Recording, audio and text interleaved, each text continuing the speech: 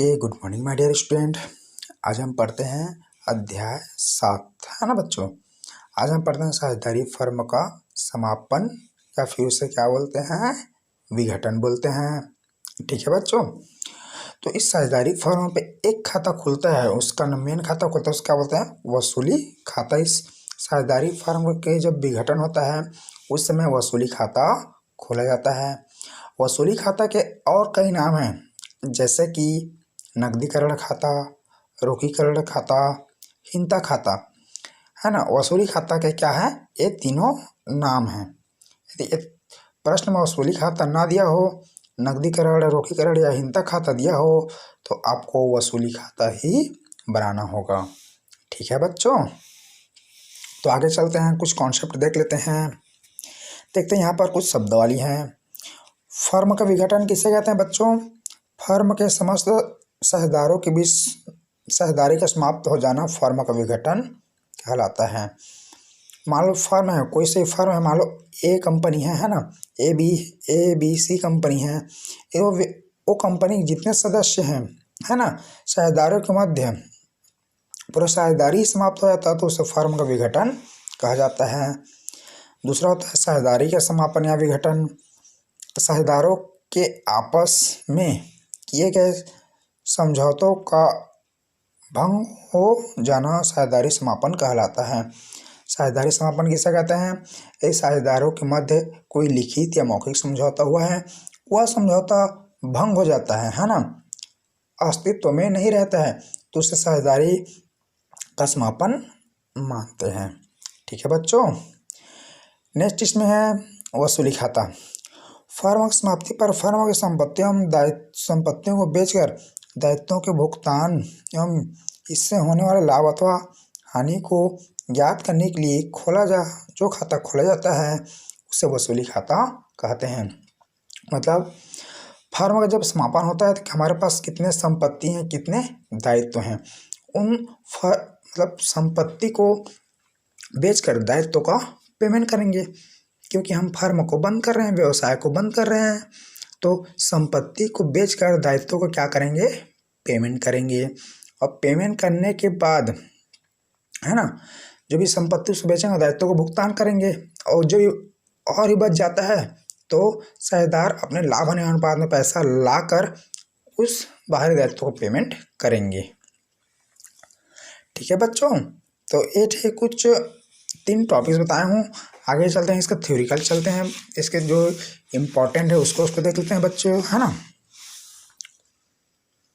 Next है विघटन या समापन से आशय।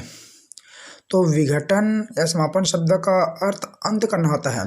जो विघटन शब्द है या समापन है उसका मतलब क्या होता है, अंत करना होता है ना, या समाप्त करना होता है। विघटन साझेदारी का भी हो सकता है, विघटन फर्म का हो सकता है। ठीक है बच्चों। किसी साझेदार का विघटन हो सकता है, या साझेदारी का हो सकता है, या फिर फर्म का हो सकता है ना, सबका विघटन हो सकता है ना। साझेदारी का विघटन, साझेदारी फर्म विघटन पर्याप्त अंतर है, ये दूसरे के पर्यायवाची हैं। मतलब साझेदारी का विघटन और साझेदारी फर्म का विघटन दोनों बहुत डिफरेंस है ना, एक दूसरे क्या है, पूरक हैं, वो पर्यायवाची हैं, है ना। नेक्स्ट देख लेते हैं साझेदारी फर्म का विघटन या समापन। तो समस्त साझेदारों के बीच संबंधों के समापन को साझेदारी फर्म का विघटन कहा जाता है। इस तरह फर्म का अस्तित्व समाप्त हो जाता है ना। भारतीय साझेदारी अधिनियम 1932 की धारा 39 के अंतर्गत, भारतीय साझेदारी अधिनियम 1932 की धारा 39 के अंतर्गत हम फर्म का विघटन कर सकते हैं। जब फर्म का विघटन होता है तो हमारा व्यापार, हमारा फर्म अस्तित्व से समाप्त हो जाता है। ठीक है बच्चों। ये बहुत ही इम्पोर्टेंट है, साझेदारी के विघटन और फर्म विघटन में अंतर है, बहुत ही इम्पोर्टेंट है, अक्सर पेपर में पूछा जाता है बच्चों। तो इसमें आपको डिस्कस करूँ एक बार। तो पहला है संबंध। साझेदारी, पहला अंतर का धार साझेदारी का समापन और फर्म का समापन। तो इसमें पहला टॉपिक है संबंध।